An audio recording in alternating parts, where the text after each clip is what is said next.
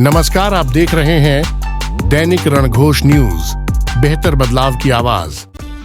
Video की शुरुआत करने से पहले आपसे अनुरोध है कि हमारे चैनल को सब्सक्राइब जरूर कर लें। बावल विधानसभा सीट पर यह कहानी कुछ एहसास करा रही है। मिलिए डॉक्टर एम.एल. रंगा से, जिसने राजनीति को पढ़ी लिखी समझदार बना दिया।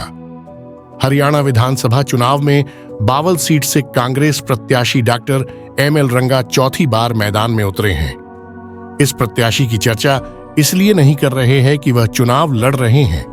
तारीफ इसलिए नहीं हो रही कि उन्होंने मीडिया को पैकेज के बहाने ऐसा करने के लिए प्रेरित किया हो। जो कुछ भी बताया और दिखाया जा रहा है वह उनकी जीवन यात्रा का सारांश है, जिसे इस चुनाव के बहाने अपडेट किया जा रहा है। राजनीति में हर नेता का चाल चरित्र और सोच मिलावटी नहीं होती।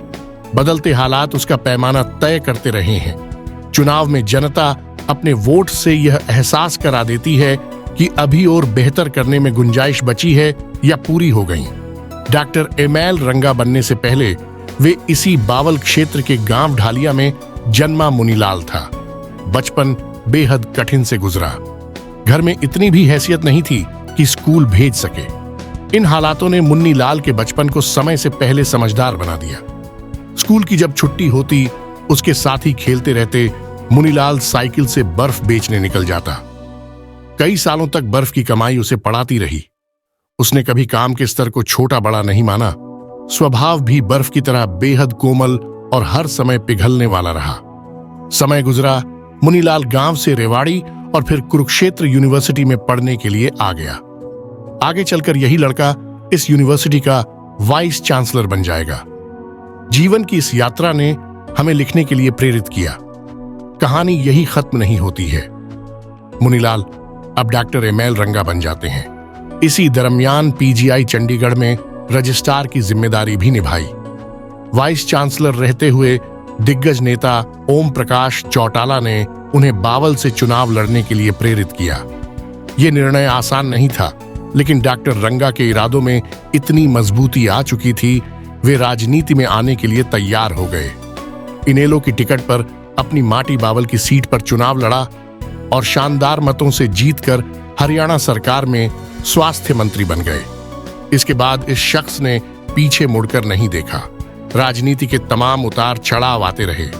डॉक्टर रंगा ने बावल से अपने जुड़ाव को कभी कमजोर नहीं होने दिया। वे दुख सुख में भागीदार की तरह नजर आते रहे।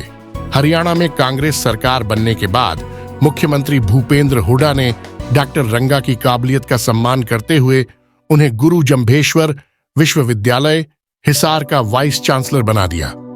राजनीति भी इस नेता को अपने करीब देखकर खुद को पढ़ी लिखी समझदार होने का गर्व महसूस करने लगी थी।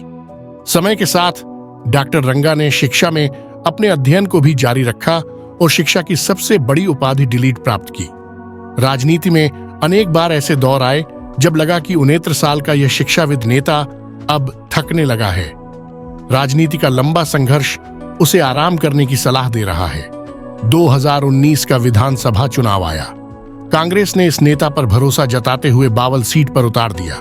चुनाव में यह नेता जबरदस्त मुकाबले में दिखा, लेकिन कमजोर चुनाव प्रबंधन, नीति और आर्थिक चुनौतियों ने अंतिम समय में डॉक्टर रंगा के करीब से जीत को गुजारते हुए भाजपा उम्मीदवार डॉक्टर बनवारी लाल के घर पहुंचा दिया। इस बार के चुनाव में एक बार फिर यह नेता मैदान में पूरे जोश उत्साह के साथ नजर आ रहा है।